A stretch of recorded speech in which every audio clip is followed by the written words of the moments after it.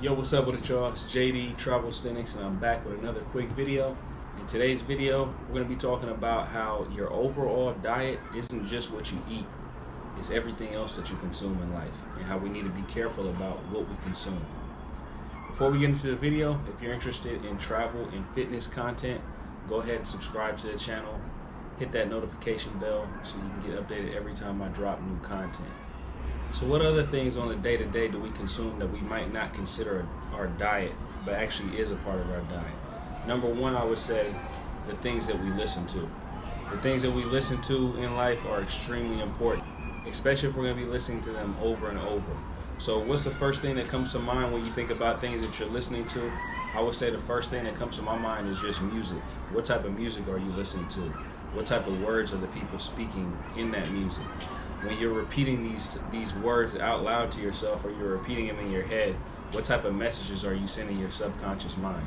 And the reason why I think that the type of music that we listen to is so important is not necessarily because we're taking the words to heart on the surface level. We're not necessarily listening to the music and saying, oh yeah, well, you know, I think I agree with that way of life, or I agree with what this artist is talking about. But it's more the repetitiveness of the music and the fact that when you listen to certain lyrics over and over and over again, or you listen to certain types of content over and over and over again, you actually normalize it and you internalize it.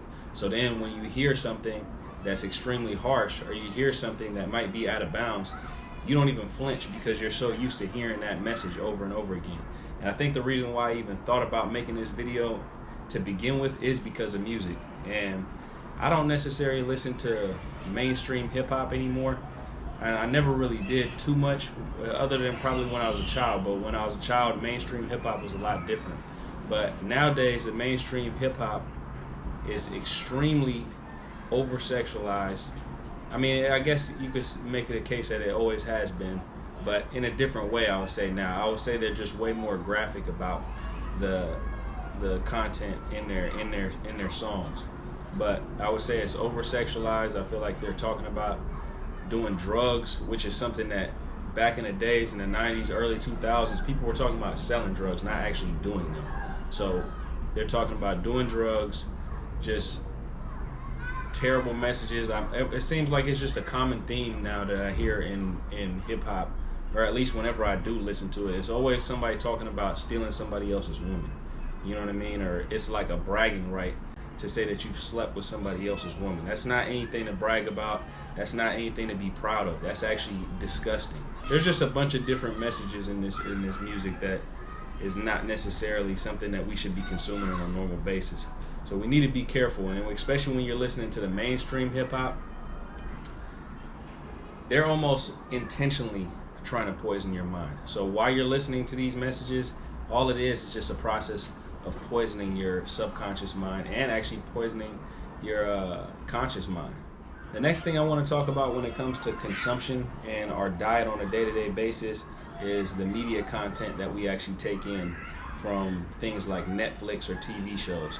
So most of these TV shows have a certain agenda that they're trying to push, and it could be this or it could be that. I'm not going to really go into too much detail about the exact agendas that they're trying to push, but I will tell you that you have to watch all these TV series or anything that you consume from TV or Netflix or anything like that with a lens. And the reason why I say that is because they're trying to normalize dysfunction, and they're trying to normalize things that are not normal. I actually have a couple shows written down here that I've actually watched a little bit of recently, and I would say these are just shows that I've watched with my girlfriend, in the past, I would say a year or so.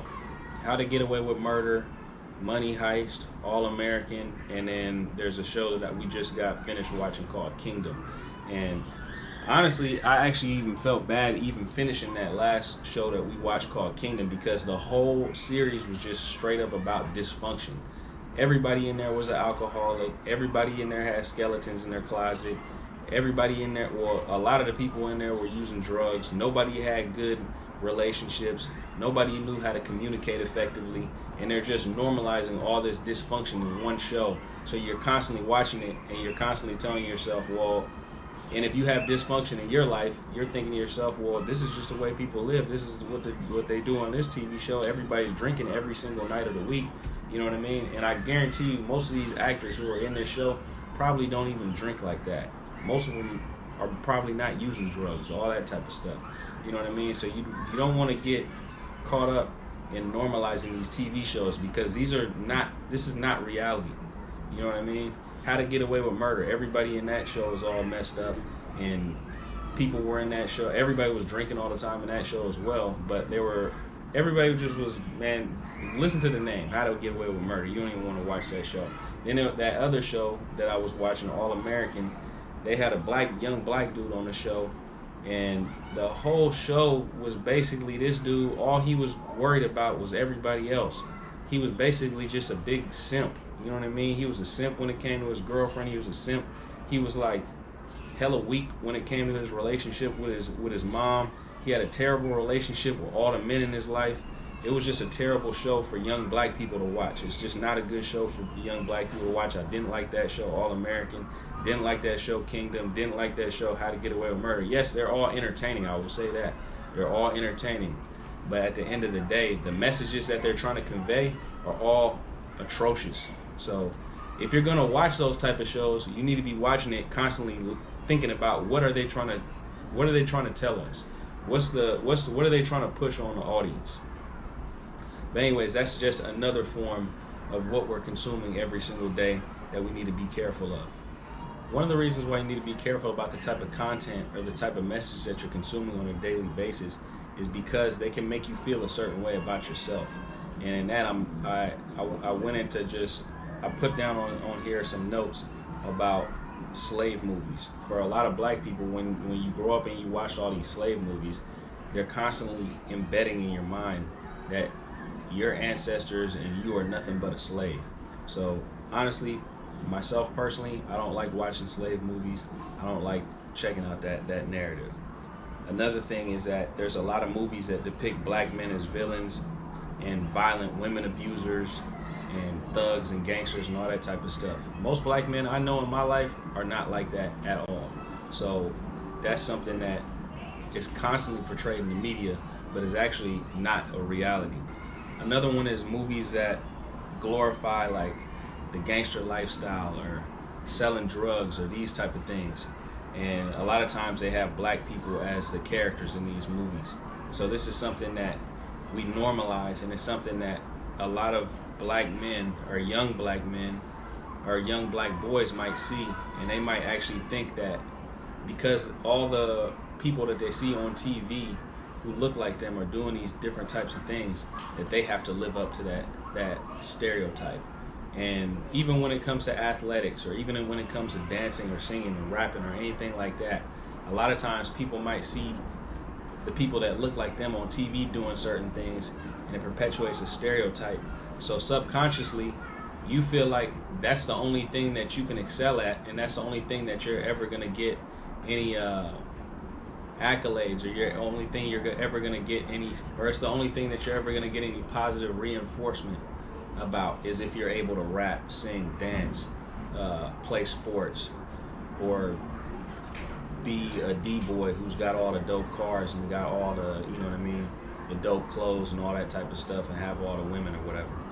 Another message that I don't really like that's being perpetuated a lot in terms of the media is a lot of feminist messages that basically tell young boys or young men that they should be ashamed for being masculine. And when there's always this theme of toxic masculinity, but at the end of the day, certain masculine traits, if you look at them in the way that the media always projects that for a boy to be masculine is toxic. Of course there is such thing as toxic masculinity. You shouldn't be taking advantage of everybody, and you shouldn't be taking advantage of anybody. You shouldn't be disrespecting women, any of that type of stuff. But being masculine is not toxic in itself. So young boys should grow up to learn how to be masculine, but just learn how to be masculine in a positive way. But when the media is associating masculinity as negative all the time, it's making the boys more feminine. And you can see it in just the way that the young men act nowadays. They wear their clothes tighter, they carry themselves a certain way. It's just, I don't think it's a good thing for these young boys to grow up and being feminized like the way that they are right now. So another aspect of your diet is the dialogue that you have with the people in your life.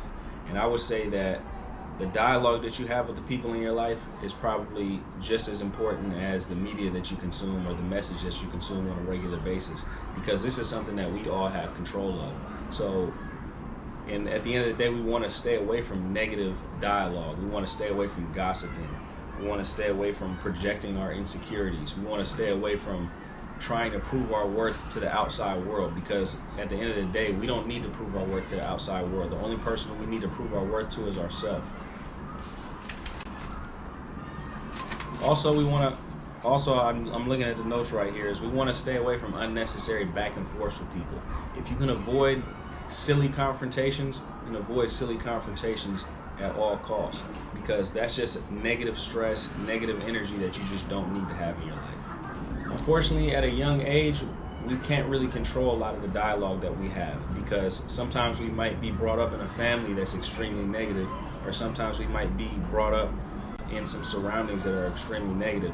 So the people around you are creating a lot of dialogue, a lot of bad ideologies, talking about a lot of bad subject matter with you. And I would say some examples of that would be negative mindsets passed down from generation to generation.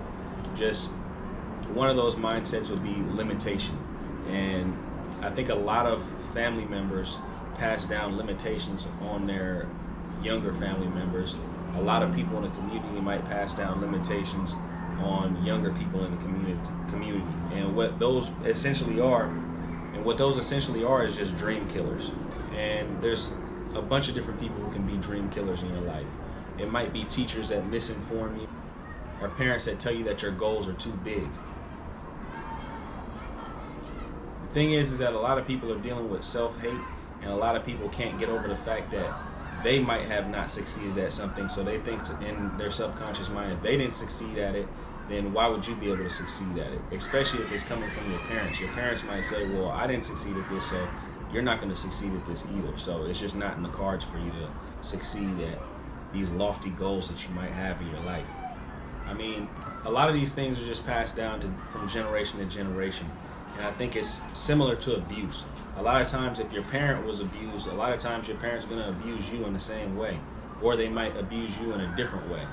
But hurt people tend to hurt people, and that's something that we can control. If we've been hurt in the past, we need to figure it out. If we've been hurt in the past, we need to figure out a way to end that cycle of abuse, or end that cycle of hurt, and end that cycle of negativity. So one example of people being hurt or people being abused that I feel like is pretty prevalent is that, especially when it comes to a lot of mothers raising young boys, is that, especially if they're single mothers, is that they might have had bad experiences with men their entire life, in terms of they've never been able to keep a good man, or they've never been able to meet a good man, or things just didn't work out, or they've been around a lot of guys who basically weren't shit. So a lot of times they project that onto their young sons, and they constantly reinforce to their young sons that men are these terrible people. So at the end of the day, your son is going to internalize that, because he's a young boy getting ready to be a man. He's going to internalize that and think to himself that if all men are bad, that must mean I'm bad. So I need to stop behaving like a man, and I need to not be overly masculine. I need to stop being a dominant person in my life. But at the end of the day, if you're a young man, you want to be a dominant person. You want to dominate life. You want to have control of your own destiny. You want to dream big. You want to be as masculine as possible in a healthy way.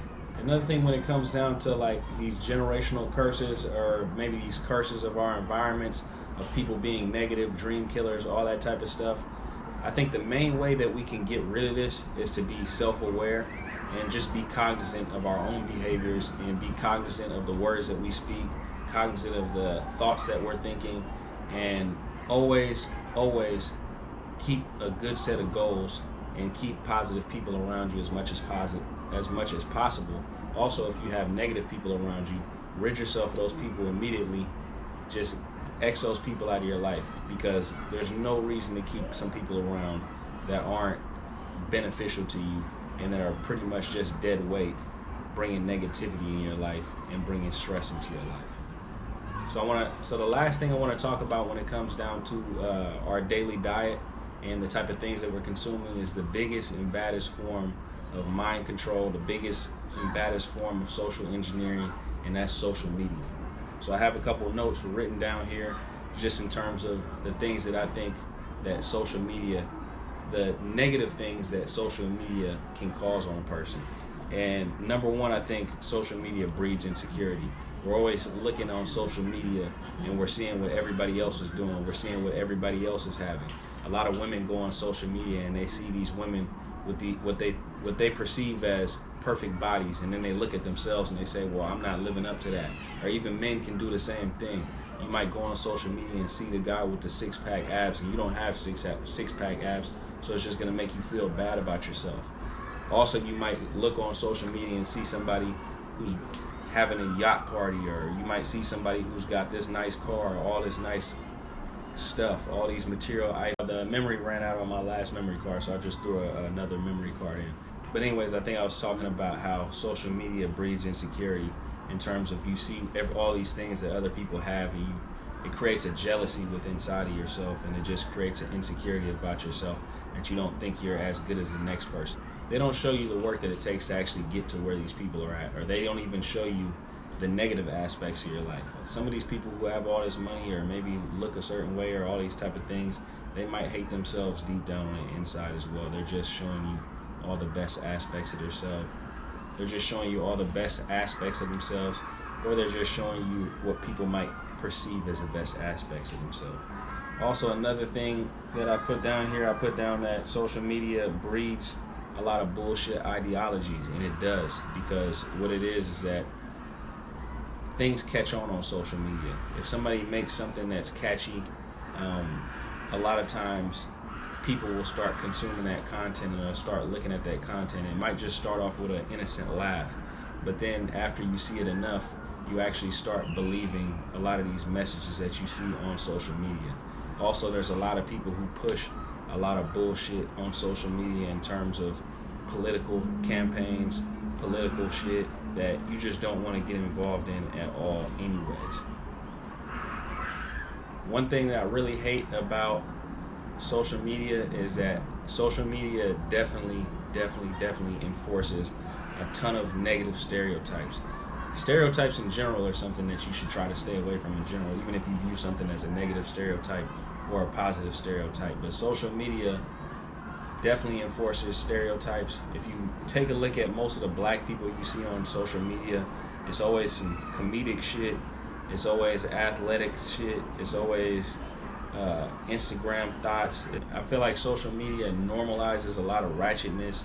It just normalizes a lot of bad ideologies, and it's just a place where a lot of people who might not have a lot of information can actually speak their opinion about something. So for me personally, I think, yeah, it's important for everybody to have the freedom of speech, but at the end of the day, I don't necessarily need to hear, and I don't want to hear somebody's opinion about something that they don't know anything about. So a lot of people are speaking about subject matters that they're not informed on, and I feel like social media is just a smorgasbord of a bunch of idiots putting out their opinion about things that they don't know anything about.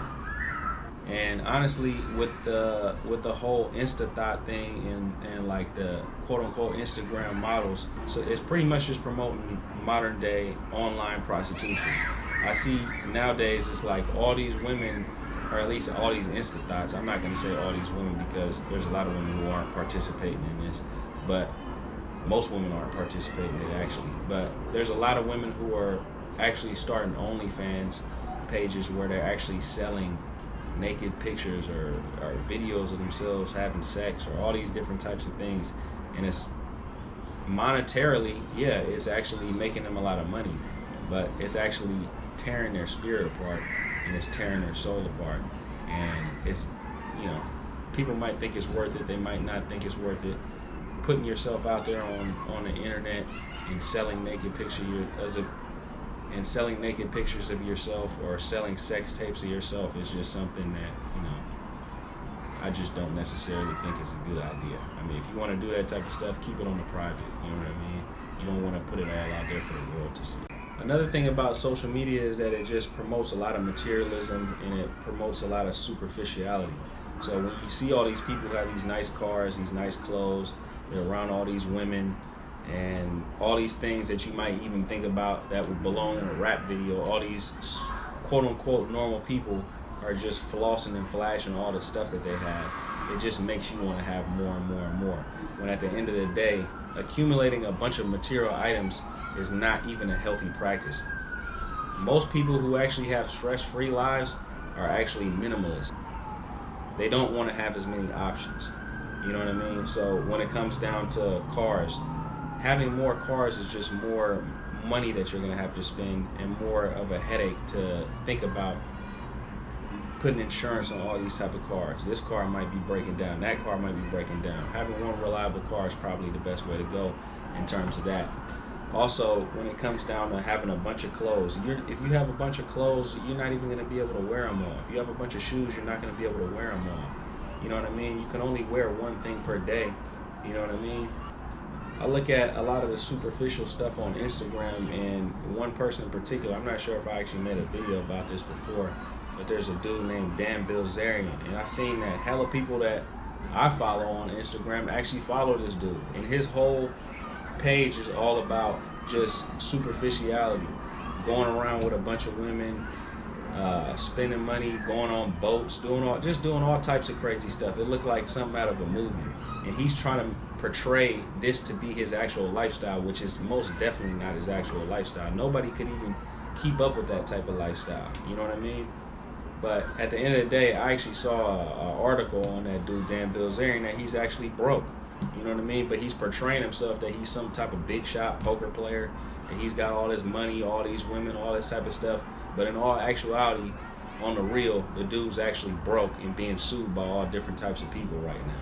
So this is the type of people that a lot of people are looking up to on social media, and the type of superficial bullshit that you're letting get into your subconscious mind, and the type of motivations that you're putting into your mind.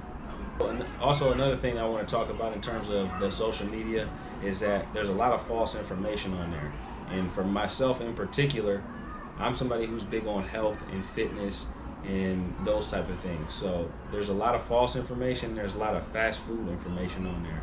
So there's information that doesn't go into depth on any of the subject matter. So it might be some information that's talking about diet, or it might be some information that's talking about stretching, or it might be some information that's talking about working out. And the problem is that there's only a limited amount of time that you can actually, or share something on Instagram, I would actually say. You can only have up to like a minute or something like that. And a lot of times people are just posting pictures with a little caption or something like that. The information is not credible, because where are these people actually getting this information from? They're not doctors, they're not any specialists, they haven't put the time in. It's just people who might see something, oh, I'm gonna post that on my page too. So you gotta be careful about the things that you actually consume on Instagram, or even if you are trying to educate yourself on health, fitness, wellness, things that might be therapeutic to you, trying to get yourself right mentally. So be careful about the information you get on there as well. Also, with that being said, when you're consuming fast food information, all that does is make you think that all information can be gained quickly, and that's definitely not the case. All information cannot be gained quickly. You have to read books, you have to study, you have to watch documentaries, you have to take in content that's thorough and informative in order to get a real education on something. You're not going to become an expert on anything in life looking at Instagram. You're not going to become an expert on anything in life looking at YouTube. You can get more knowledge on a platform like YouTube, but you still have to vet that information as well. And you have to get information from all these different outlets. You might want to get some YouTube information. You might want to watch some documentaries. You might want to read some books. You definitely want to read some books, as a matter of fact, if you want to become an expert on something. Now, with all that being said, I will say that social media does have its pros as well. You can get some good information off social media. You can get some good motivation off of social media. When you see somebody who's extremely fit and they document their process, that's motivation. You should be watching how they got to where they got to, and you should be thinking to yourself, man, I'm motivated because this person's in extremely good shape. I want to get into that type of shape as well. Or they might have some information on their diet on their page, so you want to take notes on what type of things this person's eating, what type of lifestyle this person's living to get fit, get healthy, and get into a good state of mind. Also, when it comes down to the money tip, you might be motivated by growing your bank account, and you might see some people on social media, it might be YouTube, it might be Instagram, who have a lot of good information on finances.